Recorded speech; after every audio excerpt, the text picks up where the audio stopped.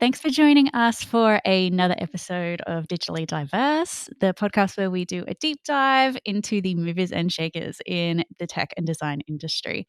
So today we are so grateful to have the lovely Gloria Chan here with us, who is the head of design at Wisr.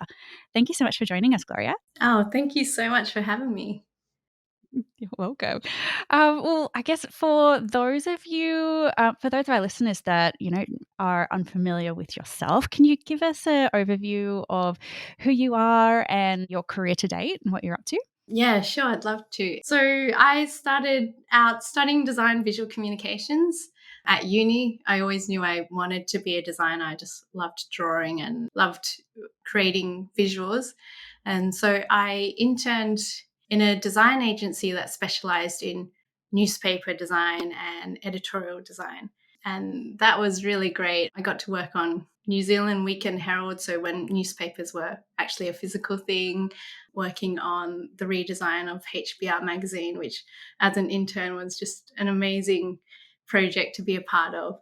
And then I specialized in branding. So as a designer, I moved really deeply into the branding space and specifically large scale rebrands, creating brand identities from scratch. Again, working with a really small team. So I was just lucky to kind of join an agency where I could basically poke my nose into everything, which was awesome. Mm. And so I developed just a love of creating ideas from understanding people and thinking about kind of perceptions of how people, I guess, think about their world and think about the brands they love and ideas that they love. So I did this for a while, and a couple of years into my career, I kind of came at a crossroads and decided I'm just going to go out on my own and do this freelancing.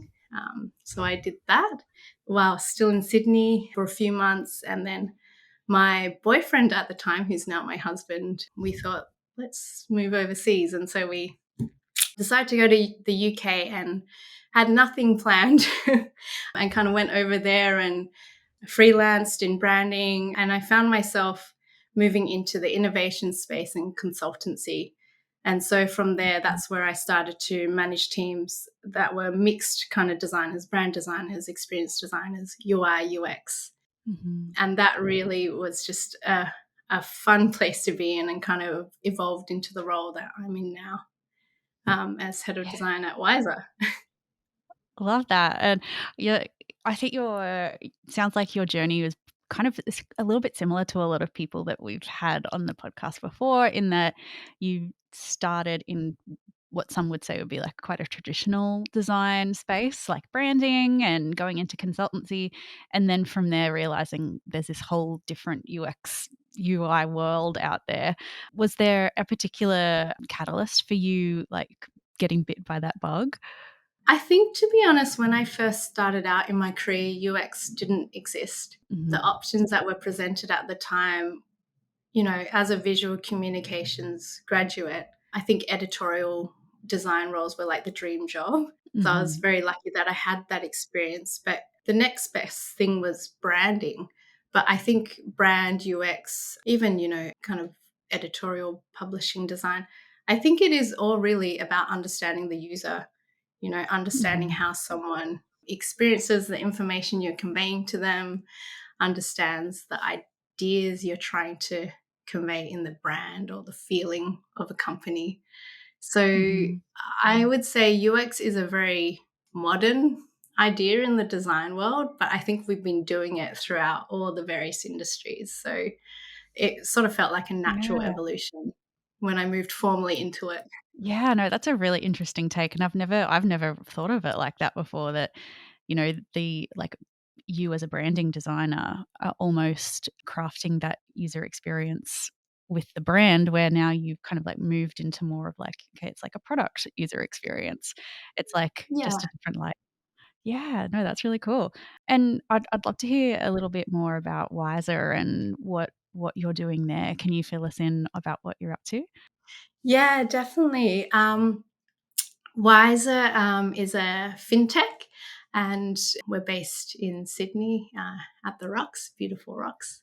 And Gorgeous. we call ourselves a purpose-driven company because we like to set ourselves apart in the fact that we give out personal loans, but we also have a high purpose in helping people sort of understand their relationship with money and help them develop skills and give them tools and financial education to think about their financial wellness.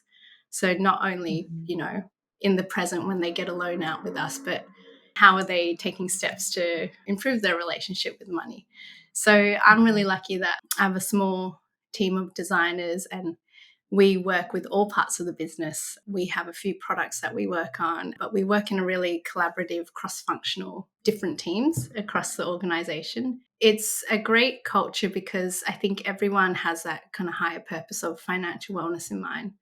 So it means every Mhm. time we bring a product out to market or we think of new ideas, we've always got that mission in the back of our minds. Mhm.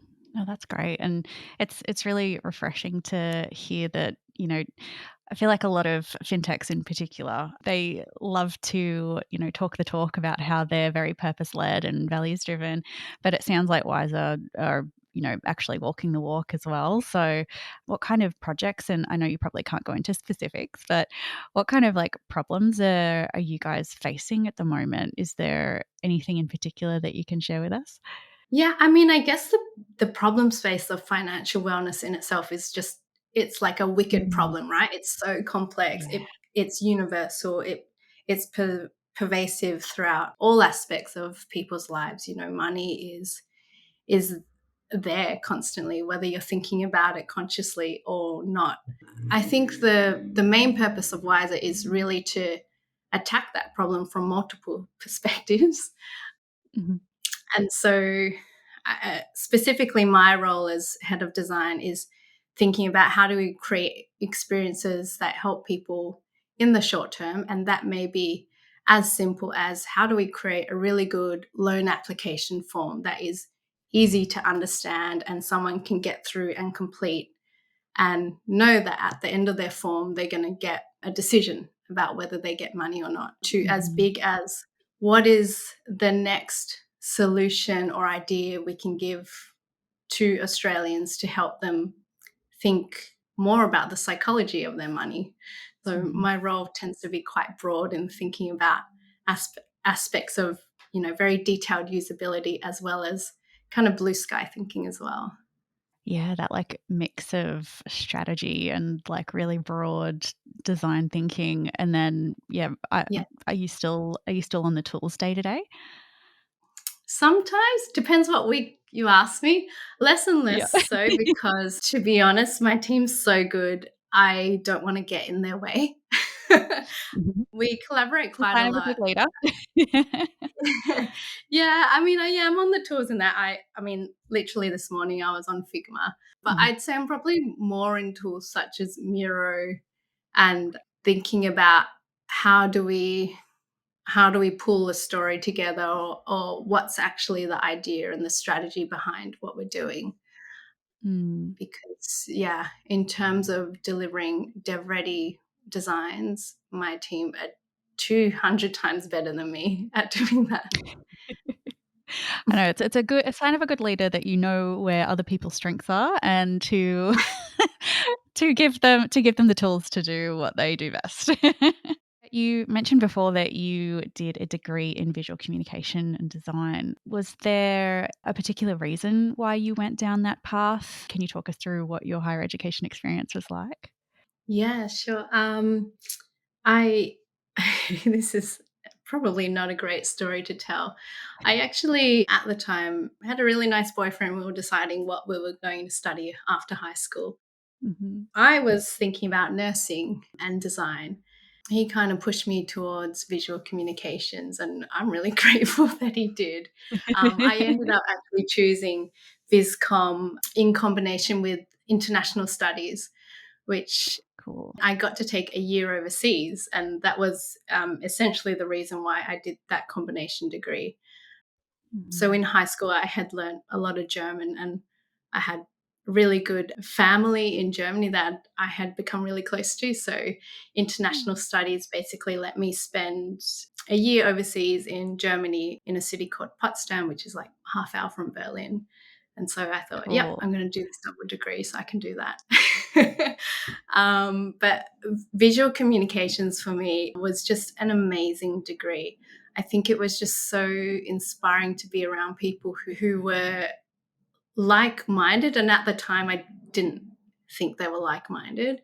But when I reflect back, I realize what a special environment it was, that everyone was kind of in this mental state of, I'm just going to absorb as much as I can about communicating visually. I think it's an interesting academic kind of path to take, especially for someone like me from an Asian background.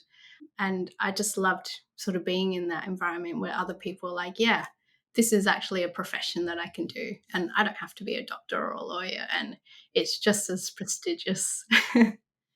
Definitely. Yeah, I've never really thought of it that way before, in like you're almost like in a think tank for like 4 years of your life. Yeah. You just are trying to absorb as much as possible. And it's super interesting that you mentioned, that, because of your background, it was, was it kind of considered an unusual choice for you to make degree-wise?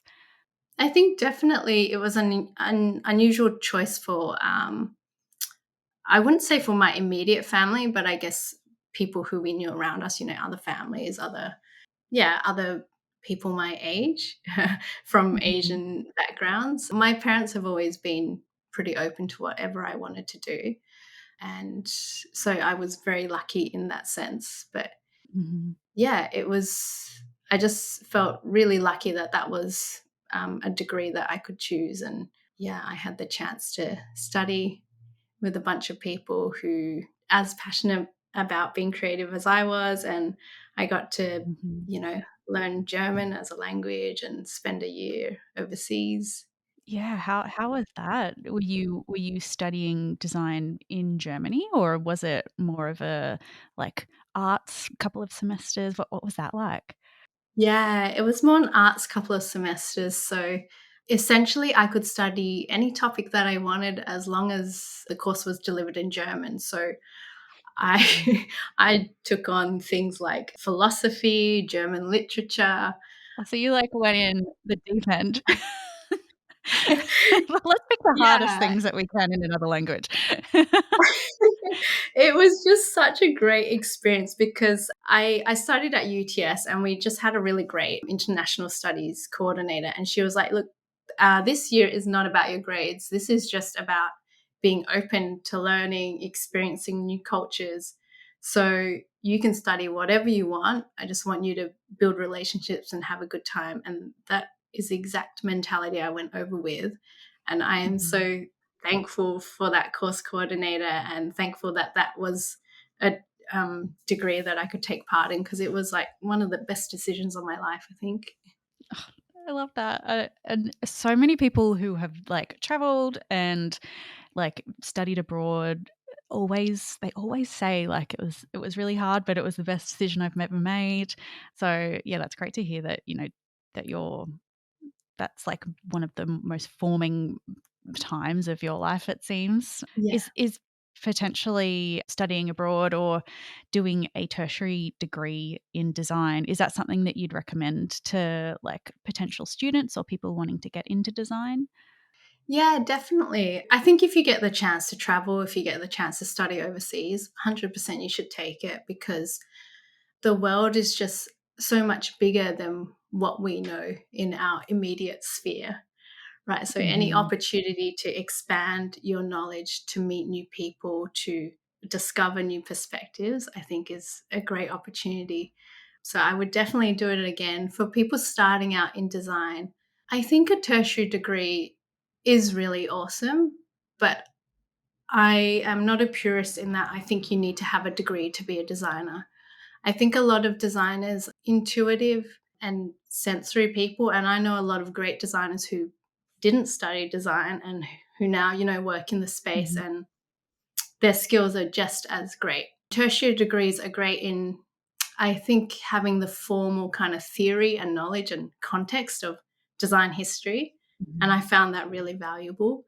But I think learning tools is something that you can do separately from uni. So Mhm. I don't think there's one path to becoming a good designer. Yeah, I think I completely agree with all of that. I also did Viscom at uni and I loved it. Yeah. However, you're so right. It's a lot of theory, which for some Yes. people I personally really enjoyed, but for some people they were just thinking that it was an absolute snooze fest and they just wanted to mess around on Illustrator at that time. I'm showing Yeah. my age. Um, so Yeah. yeah, you're so right. You don't need the qualification to be an absolute design superstar in 2023, which is really nice. But, if it is helpful if you are that way inclined. So, no, that's great. And what you touched on as well with learning about other people's different perspectives and how traveling overseas like allowed you to just broaden your perspectives a little bit. I think that's super important for like especially a good user experience designer to have is to realize that the more diverse perspectives that you have when you're creating something, it's just going to make the project and the platform and the product better. So, no, that's great that you're able to see that and see the value in that. Yeah, I think that's it's really interesting because UX in particular, the more I work in that space, the more I realize it is really about psychology. It is really about understanding people and behaviors and what makes something easy, what adds friction. I think all of that as a designer, there is a sense of gut intuition, but also Mhm. just exposing yourself to other people, their situations, their perspectives. I think that really adds to your understanding of all those things. And it's Mhm. probably not something that you can necessarily learn, like, in a uni degree. I think a part of it Mhm. is just getting out there into the world and talking to people, asking questions, trying new Yeah. products. Yeah. Yeah. Totally agree. Yeah, if they had like a class at uni that's like just a whole semester on like how to ask good questions, I feel like a lot of Yes. people would get a lot of value out of that. Yeah, definitely. I mean, I think there was something from memory in one of my subjects about qualitative interviewing techniques and asking Mhm. open-ended questions. I vaguely remember some sort of subject about that, but those learnings are still things that I use every day now. I think having Mhm. those That's so cool. fundamentals of how to be inquisitive and how to ask good questions, how to take the approach of and this rather than but kind of, that negative rebuttal. I think you get more positive responses from building on top of someone's idea rather than kind of just shooting it down straight away. Mhm. Yeah, definitely. And I think those kind of like those social skills, right? Like it is quite a social like a social industry to be in and like a job that is all about connection. Those kind of skills do come with time and Mm. experience and you can't really teach that at uni. So no, thanks for showing your perspective on that because that's super interesting. So, Gloria, I'd love to know what lights you up, what inspires you to do the work that you're doing at the moment with Wisr. So at the moment, I think I touched on this point of it. I think just the fact that I can work in this space, in UX and design and get paid to basically create ideas and perception.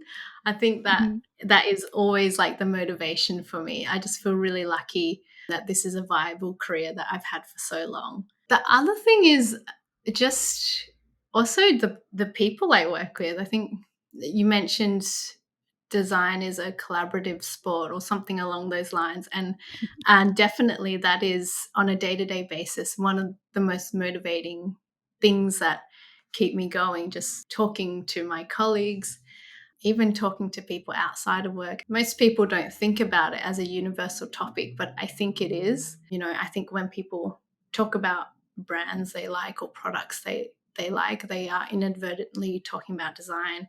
And when I'm Mhm. talking to my colleagues and we're collaborating, and I find so much of my role now is really just about collaborating, getting people together in a room to talk about an idea or to figure out a problem. I Mhm. find that's just continues to motivate me because the conversations are always different. The problems we're solving are different. The solutions we come up with are always different as well. So, yeah. Mhm. Yeah. No, that's great, and it's so nice to hear that you have such an element of gratitude around your work, which to me is, like, really quite refreshing. It's nice to hear that someone in the industry is like, you find it like a privilege to be here and a privilege to be able to create the impact that you're doing. So, no, that's and I guess from from that standpoint, has there been any speed bumps that you faced in your career that's kind of fostered that element of gratitude? Speed bumps. Yeah, I was thinking about this question. I mean, I think the gratitude piece is because starting out, I think, in branding was super interesting for me because essentially, as a designer, you're when you're creating a new identity, for example, you're starting from scratch, right? You're literally creating from a blank page. And I think there are Mhm. not many roles where you can do that. So I think that's why I've always kept in mind, like, wow, this is like so awesome that I can do this for a living, and kind of evolve to UX. Leaving Sydney and moving to the UK with nothing lined up, I I don't think it was a speed bump, but I think it was one of the most challenging points in my career because I Mhm. think you just have to trust that you will find something. Um, and so leaving Sydney, where I had a pretty stable kind of lineup of basically freelance jobs that I could have very comfortably kept going with between a few studios. That was awesome.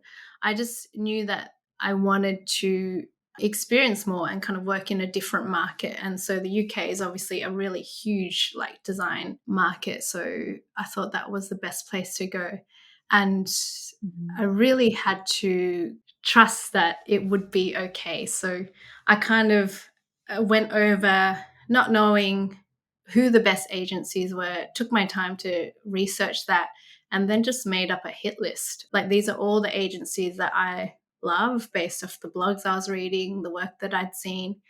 And I just went through my list, cold contacted everyone through email with a portfolio, tailored every single portfolio to that agency, to what I thought would resonate more with them. And, it may only be that I adjusted one page, but I still thought it was important to do that. Mhm. As a recruiter, thank you. Yeah, I think the really nice thing that I discovered was that people are helpful by nature, and responses were always really positive. And I actually just made a lot of contacts through doing that and kind of putting myself out there. So it was like a challenging aspect in that no one kind of asked me to do that. No one motivated me to do that. I just had to be really self motivated and believe that it would work. Mhm. Yeah, having that trust is, frightening to say the least. Have done it myself. It's really scary, especially because you don't realize, like, you'd think that the UK is pretty similar to Australia, but everything is, like, just in a different color almost. Like, it's all the Yeah. same, but, like, the brands are just slightly different, and you don't know what any of the banks are, and, like, they're all just, like, slightly just a different shade, and Mm, it's really fun and exciting, though, once you actually do realize, like, "Hey, like, it's gonna be a softer landing than what you thought." mm, Yeah, but you're right. You just have to have that self-motivation to be able to, say, "Okay, well, I'll take care of it when I land, and we'll just get on with it." yeah, exactly. And I think it's also Mhm, like it was a huge learning curve for me because it also kind of proved, and I've always lived by this attitude that it's better to just learn by doing. Like, I mhm, think sometimes you can just overanalyze, get paralyzed by analysis Whereas Yep. if you just start doing something, maybe it's 50% right, but it will get better. Like it Mhm. can only get better because you've started something as opposed to not doing anything. I think Yeah. that's been a really helpful kind of mindset to have just throughout a design career where you have to have quite a thick skin. Yes, definitely. And I guess yourself being a woman now in a leadership position, how has that come about? And has there been like influential people or like mentors that you've had throughout your career? Yeah, I was thinking about this question a lot since we last spoke because I knew you were going to ask me about this. Initially, I was going to say when I started out in my career, there weren't many female leaders that were visible to me. As in starting out as an intern, when I looked out to the industry, it felt like a male dominated industry. But what I actually found is when I started working in the industry, I was very lucky in that I connected with a few female leaders, and they weren't necessarily in design. Some of them were copywriters, some of them were in PR. Mhm. But what was really inspiring was that these were like women who were really great at their careers. They were leaders in their space. And I think I kind of found that person in each different phase of my career. And that Mhm. really helped me just to build confidence and, yeah, kind of know that it's possible for women to reach really senior levels. There is still like a ceiling in place, but I think things are getting better. I don't prescribe to the attitude of because I'm a female, I can't be as successful as a male. Yeah. Yeah, and I say that really seriously because I have two kids, so it's very hard to struggle. And as a as a female, there's just so much mental load having kids, having a career. But I genuinely think, if you've got the right support people in place, mentors as well as family, friends, and network, you can Mhm. be a really great leader as a female as well as having a family. Love that. And yeah, I know that the struggle is real.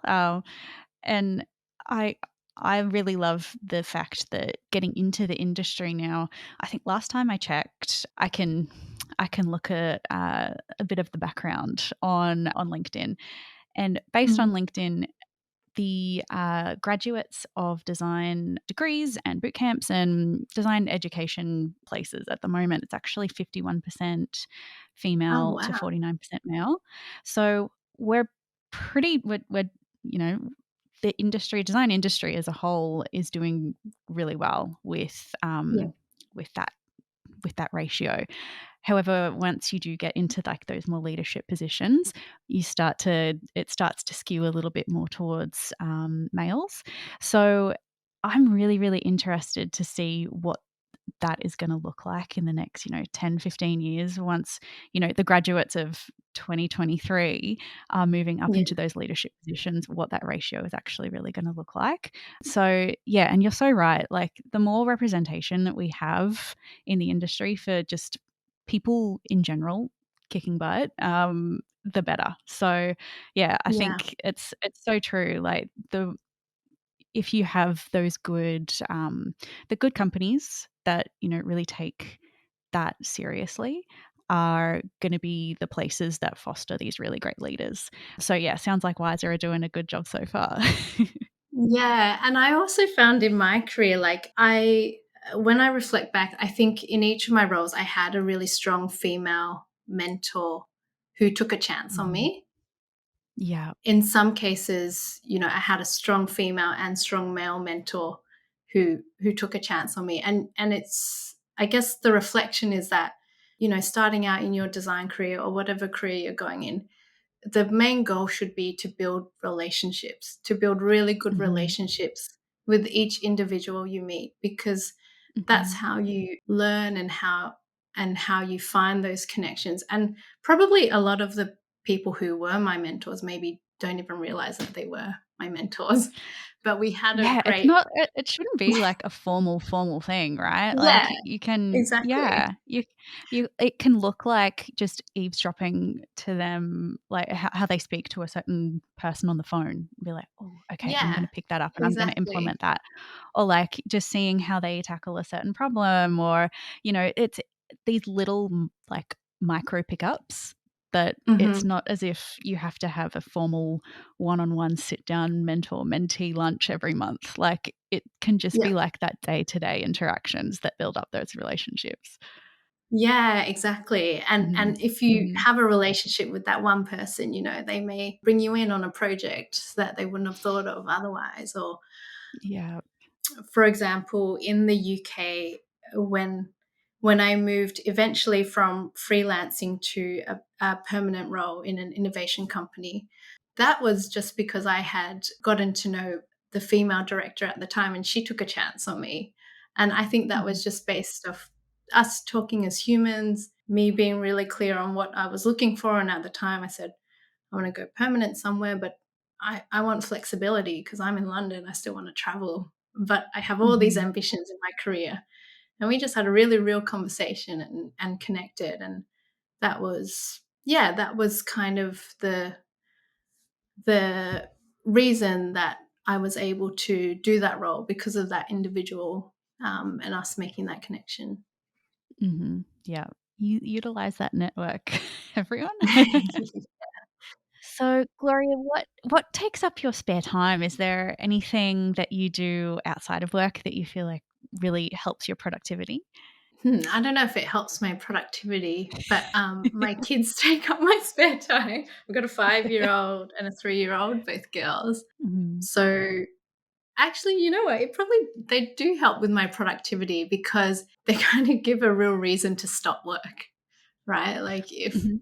if they're home and I'm working, it doesn't work. So it actually helps because I get a dedicated break Yeah. and then I have to really be present and focus on them. So I think that's been helpful for me. The other thing that I do in my spare time is that I help out with a not for profit called Oh, Global cool. Sisters, and they're an awesome organization who have a series of coaching and they have access to things like microloans and business partners. And they help women in Australia who kind of don't have a way to formal means of income. So these women are Okay. sort of looking to start side hustles and small businesses. And so Global Sisters sort of help in that journey.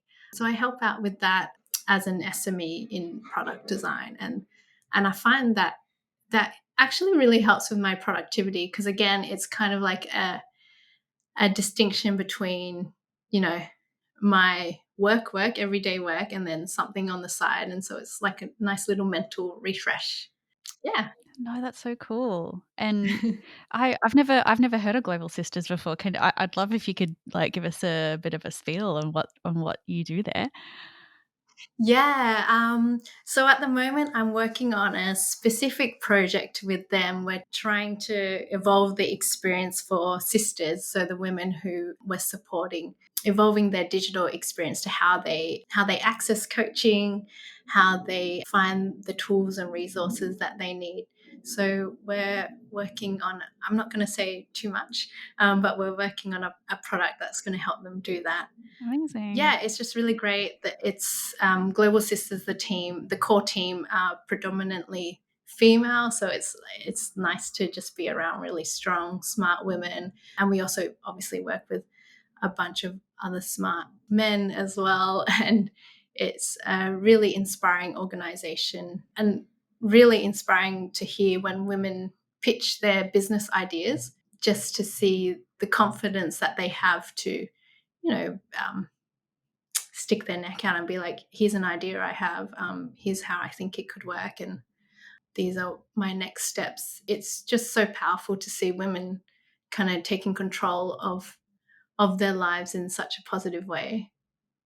Yeah, that's so cool. I'm getting a vision of, like, a not-for-profit Shark Tank, but a lot more Yeah, it is a bit wholesome. like Is that kind of what it's like?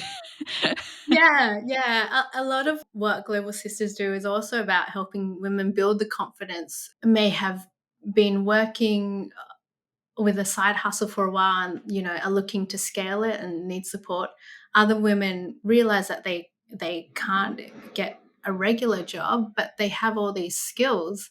And then it's about them discovering that, hey, actually my skill in, for example, uh, knitting or crafts could actually become a viable job for me that can, help in my financial situation. So yeah, it's Mhm. really interesting. Every woman starts their journey at a different point.